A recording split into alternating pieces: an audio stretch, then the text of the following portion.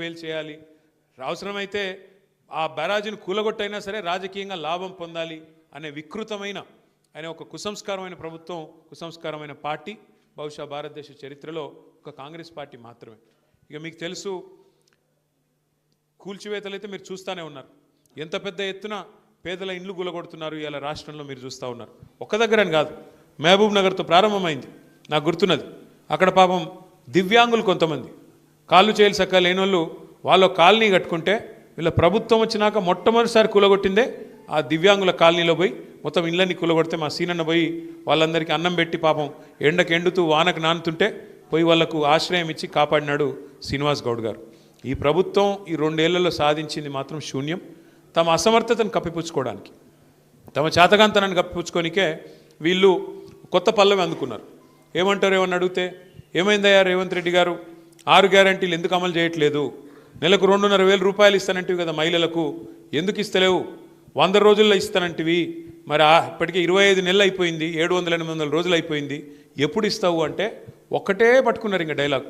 కేసీఆర్ అప్పులపాలు చేసిపోయినాడు, రాష్ట్రం దివాలా తీసింది, కేసీఆర్ అప్పులపాలు చేసిపోయినాడు, మేము ఇక్కడ ఏదో లంకె బిందెలు ఉంటాయనుకొని వచ్చినాం, లంకె బిందెలు లేవు, మేము ఢిల్లీకి పోతే మమ్మల్ని దొంగలాగా చూస్తున్నారు, చెప్పులు ఎత్తుకపోతాను అనుకుంటున్నారు నన్ను చూస్తుంటే, కాబట్టి నాకు ఎవరు అపాయింట్మెంట్ ఇస్తలేడు. ఒక మాట మాత్రం మీకు చెప్పాలా, ఎందుకంటే మీ మంత్రి గారు కూడా అదే అబద్ధం చెప్తా ఉన్నాడు. జూపల్లి నేను చూసినామన్నా, ఇదే జూపల్లి ఆనాడు కేసీఆర్ ప్రభుత్వంలో ఉన్నప్పుడు ఏం మాట్లాడినాడో మీ దగ్గర వీడియోలు అన్నీ ఉన్నాయి, లేకపోతే నేను పంపిస్తా, ఉన్నాయా? ఇదే మనిషి ఇవాళ అవకాశం కోసం అవకాశవాదంతో కాంగ్రెస్లో పోయి ఆయనకు టికెట్ ఇవ్వకపోతే, మనం హర్షవర్ధన్ రెడ్డి గారికి టికెట్ ఇస్తే కేవలం అవకాశవాదంతో పోయి ఇవాళ కేసీఆర్ గారిని తిట్టేంత పెద్దోడైపోయినాడు.